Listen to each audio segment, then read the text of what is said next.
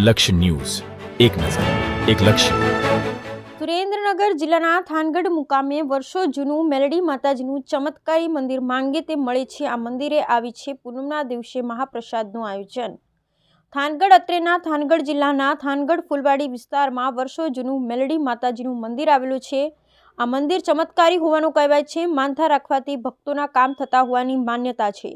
આ મેલડી માતાજીના મંદિર મુકામે પૂનમ નિમિત્તે થાનગઢમાં દર પૂનમની જેમ આ પૂનમે શ્રી બાવળાવાળા મેલડી માતાજીના મંદિરે પણ આયોજન કરવામાં આવ્યું હતું, જેમાં પ્રસાદી રૂપે ગરમા ગરમ ચાપડી ઊંધિયાની પ્રસાદી રાખવામાં આવી હતી, જેમાં હજારો ભક્તોએ પ્રસાદીનો લાભ લીધો હતો તથા શ્રી બાવળાવાળા મેલડીમાં મકવાણા પરિવાર ટ્રસ્ટ દ્વારા ખૂબ જ સેવા આપવામાં આવી હતી. બ્યુરો રિપોર્ટ જયેશભાઈ મોરી. બોલો શ્રી બાવળાવાળા મેલડી માત કી જય.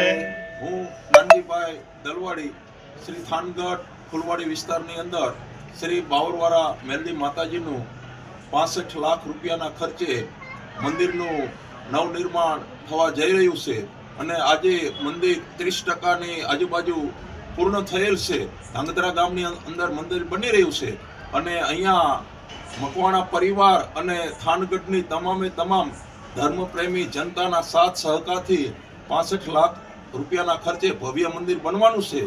તો આ મંદિરની અંદર સૌ લોકો સાથ સહકાર આપી અને સર્વશ્રેષ્ઠ મંદિર બને એવા ભગીરથ કાર્યો કરી રહ્યા છે અને દર પૂનમે આ મંદિરના નિર્માણ નિમિત્તે એક મહાપ્રસાદનું આયોજન કરેલ છે, જેની અંદર 18 વર્ણના લોકો 5 થી 5,000ની આસપાસ આજે મહાપ્રસાદ લેવા માટે લોકો પધાર્યા હતા. તો આવી જ રીતે દર પૂનમે મહાપ્રસાદ લેવા માટે પધારજો અને અમારા મંદિરની અંદર સાથ સહકાર આપશો એવી સૌને નમ્ર વિનંતી. બોલો શ્રી બાવળાવાળા મેલડી માત કી જય. બોલો શ્રી બાવળાવાળા મેલડી માતની જય. થાનગઢના ફૂલવાડી વિસ્તારમાં આવેલ શ્રી બાવળાવાળા મેલડી માતાજીના મંદિરે દર પૂનમે મહાપ્રસાદ થાય છે. આ પૂનમે મહાપ્રસાદમાં પૂરી ઊંધિયું અને છાશનું આયોજન કરવામાં આવ્યું હતું, જેમાં થાનગઢના 18 વર્ણના લોકોએ મોટી સંખ્યાના લોકોએ મહાપ્રસાદ લીધો હતો. બસ આવી જ રીતે મહાપ્રસાદ લેવા દર પૂનમે પધારો. મહાપ્રસાદનો સમય છે 5 થી 7. તો બધાય ભાવિ ભક્તોને વિનંતી છે, 18 વર્ણના લોકોને વિનંતી છે કે મહાપ્રસાદ લેવા માટે પધારો. મહાપ્રસાદ અને માતાજીના દર્શનનો લાવો લેવા માટે પણ પધારો. જય શ્રી બાવળાવાળા મેલડી.